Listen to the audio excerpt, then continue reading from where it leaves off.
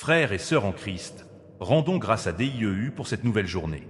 Aujourd'hui 3 juin 2026, l'Évangile nous vient du livre de Saint Marc au chapitre 12, les versets 18 à 27. Écoutons. En ce temps-là, des Sadducéens, ceux qui affirment qu'il n'y a pas de résurrection, vinrent trouver Jésus. Ils l'interrogeaient. « Maître, Moïse nous a prescrit, si un homme a un frère qui meurt, en laissant une femme, mais aucun enfant, il doit épouser la veuve, pour susciter une descendance à son frère. Il y avait 7 frères. Le premier se maria, et mourut sans laisser de descendance. Le deuxième épousa la veuve, et mourut sans laisser de descendance. Le troisième pareillement, et aucun des 7 ne laissa de descendance. Et en dernier, après eux tous, la femme mourut aussi. À la résurrection, quand ils ressusciteront, duquel d'entre eux sera-t-elle l'épouse? Puisque les 7 l'ont eue pour épouse. Jésus leur dit, n'êtes-vous pas en train de vous égarer, en méconnaissant les Écritures et la puissance de Dieu? Lorsqu'on ressuscite d'entre les morts, on ne prend ni femme ni mari, mais on est comme les anges dans les cieux.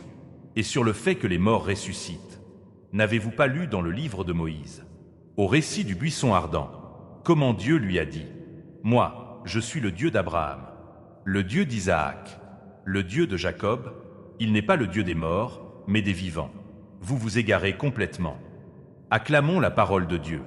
Cette page d'évangile est une véritable révélation sur la vie éternelle. Les Sadducéens, qui nient la résurrection, posent à Jésus une question piégée. Mais le Christ, avec une clarté lumineuse, ouvre une perspective nouvelle.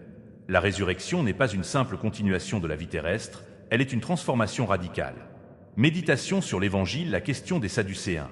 Ils raisonnent selon les logiques humaines, en pensant que la vie éternelle est une copie de la vie présente. Leur piège révèle une incompréhension profonde du mystère de Dieu. Est la réponse de Jésus.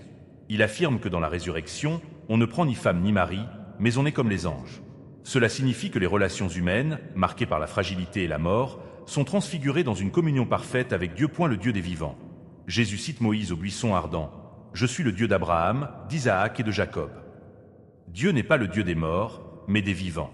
Cela révèle que ceux qui sont morts vivent en lui et que la résurrection est déjà inscrite dans l'identité divine. Est la puissance de Dieu. Jésus reproche aux Sadducéens de méconnaître la puissance de Dieu. La résurrection n'est pas une logique humaine, mais une œuvre divine qui dépasse toute imagination. Message spirituel. Cet évangile nous invite à élargir notre regard. Ne pas réduire la vie éternelle à une copie de ce monde, mais l'accueillir comme une nouveauté absolue. Vivre dès maintenant comme des enfants de la résurrection, en mettant Dieu au centre de nos relations et de nos choix. Croire que Dieu est le Dieu des vivants, et que ceux qui nous ont précédés ne sont pas perdus, mais vivants en lui. Étincelle en définitive, cette parole est une source d'espérance. La mort n'est pas la fin, mais une porte vers la plénitude de la vie. Jésus nous révèle que nous sommes appelés à une existence transfigurée, où l'amour de Dieu sera notre unique lumière. Amis fidèles auditeurs, merci pour votre aimable attention. Que la grâce du Seigneur vous accompagne tout au long de cette journée. Si tu as aimé, n'oublie pas de t'abonner pour recevoir d'autres rubriques prochainement.